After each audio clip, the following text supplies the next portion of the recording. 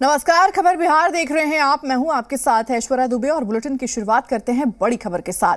NEET से जुड़ी इस वक्त की बड़ी खबर मिल रही है, जहां एनटीए ने बिहार ईओयू को प्रश्न पत्र की कॉपी नहीं दी है। प्रश्न पत्र नहीं मिलने से जांच में अब देरी हो रही है। ईओयू ने प्रश्न पत्र को लेकर एनटीए को 3 रिमाइंडर भी भेजा है। खेमनी चक के बता दें कि खेमनी चक से नीट का जला हुआ प्रश्न पत्र यहां पर मिला था। पटना पुलिस को जांच के दौरान ये जला हुआ पेपर मिला था। ईओयू टीम एनटीए से अब प्रश्न पत्र मांग रही है। आज जले प्रश्न पत्र से मिलान को लेकर के ये प्रश्न पत्र यहां पर मांगा जा रहा है, लेकिन एनटीए की तरफ से आपको बता दें कि प्रश्न पत्र नहीं दिया गया है। एनटीए की तरफ से प्रश्न पत्र नहीं मिलने के कारण आपको बता दें कि अब जांच में देरी हो रही है। ईओयू ने आज जले पेपर से मिलान कराने के लिए एनटीए से प्रश्न पत्र की कॉपी मांगी है, लेकिन अब एनटीए की तरफ से इसको लेकर कुछ सही रिस्पांस नहीं दिया जा रहा है और ना ही एनटीए प्रश्न पत्र की कॉपी यहां पर दे रही है, जिसके कारण आपको बता दें कि अब जांच में देरी हो रही है और फिलहाल जांच रुका हुआ है।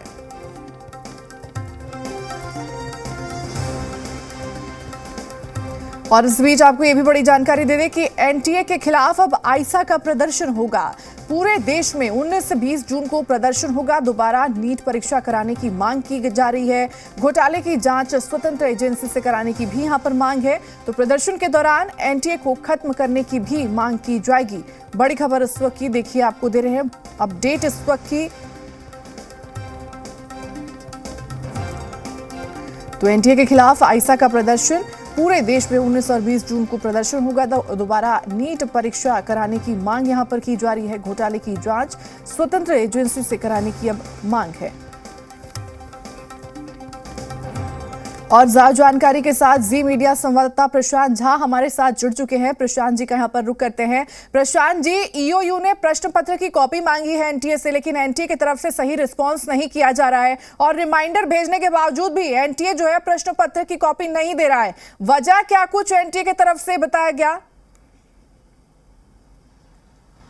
देखिए, सबसे बड़ी बात है कि 3 जेंटलमैन रिमाइंडर भेजे गए हैं। एक अगर रिमाइंडर होता तो ये माना जा सकता था, लेकिन जब 3 रिमाइंडर भेजे गए हैं, इसके बावजूद एनटीए अगर वो प्रश्न पत्र नहीं भेज रहा है तो निश्चित तौर पर ये माना जा सकता है कि एनटीए के जो अधिकारी हैं, जिनको इसके पूरी जिम्मेदारी दी गई थी, उनकी भी मिलीभगत है।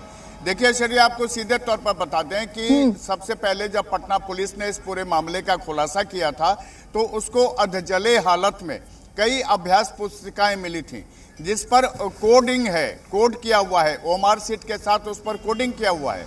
लेकिन जब इसको जला दिया गया तो इसमें से जो डिजिट हैं और जो इसमें लेटर्स डाले गए हैं, वो लेटर्स पूरी तरह से नहीं मिल रहे हैं। और यही वजह है कि ईओयू ने एनटीए को प्रश्न पत्र के जितने भी सेट हैं उसकी कॉपी मांगी थी। 3 रिमाइंडर देने के बाद भी उसकी कॉपी नहीं दी गई और इसकी वजह से आर्थिक अपराध इकाई का जो जांच है वो अभी रुका हुआ है। हालांकि जो स्टूडेंट्स के बारे में एनटीए से जानकारी मांगी गई थी, उसकी तो जानकारी मिल गई है।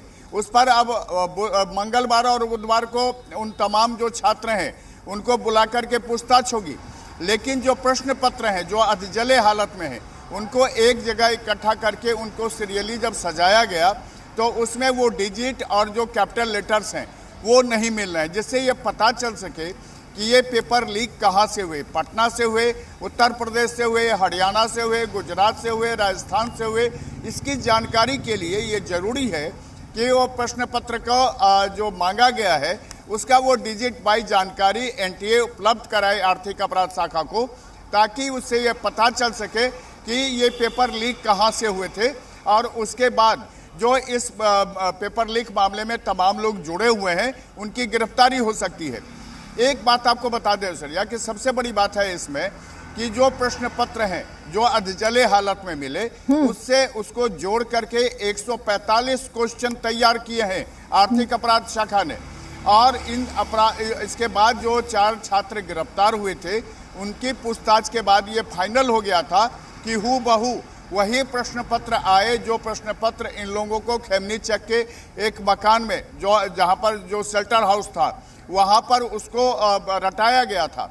अब जब आर्थिक अपराध इकाई उसकी कॉपी मांग रहा है तो एनटीए देने में आनाकानी कर रहा है। 3 जेंटलमैन रिमाइंडर के बावजूद अगर एनटीए वो सवाल के पेपर्स नहीं देते हैं तो इससे सीधे तौर पर यही होता है कि प्रश्न पत्र जहां छपाए गए, जब उस पर कोडिंग किया गया, कोडिंग के बाद जब उसको भेजा गया स्टेट्स में, तो ये स्टेट्स में जो डिजिट होता है, जो कोडिंग की जाती है, वो कोडिंग नंबर नहीं मिल रहा है।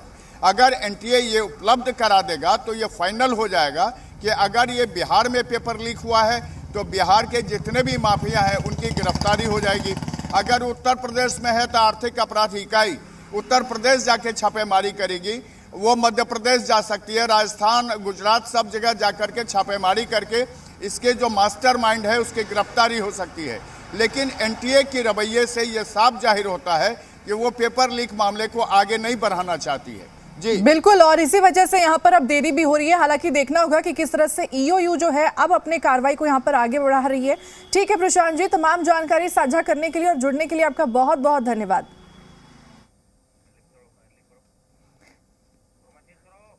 तो खेमनीचक से नीट का आपको बता दें कि जला हुआ प्रश्न पत्र यहाँ पर मिला था और जिसको लेकर आपको बता दें कि अब ईओयू की टीम ने एनटीए से प्रश्न पत्र की मांग की है।